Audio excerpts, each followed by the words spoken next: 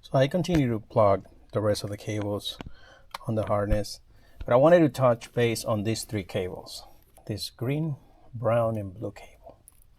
Now, this is only applicable to units that have the Starlink module.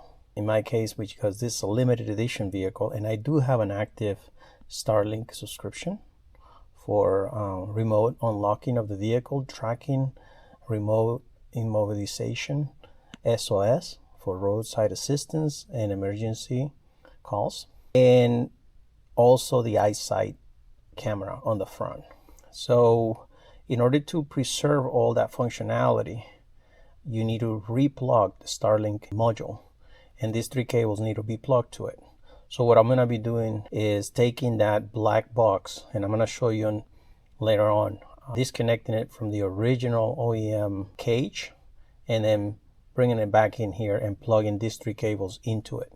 If you don't do that and you forget to put that back in, you'll be faced with a bunch of errors the minute you start the vehicle, including errors with eyesight.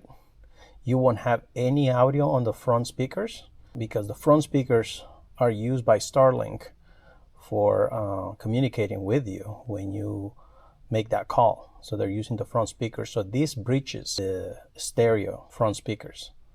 So without that box, you won't have any front speaker audio.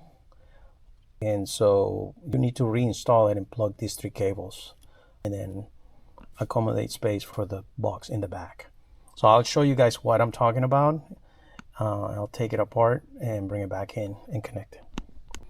So here is the Starlink unit that I was talking about. So this black box that you see here, that is the box that is used to connect all the Starlink functionality, as well as the front speakers of the Subaru Outback.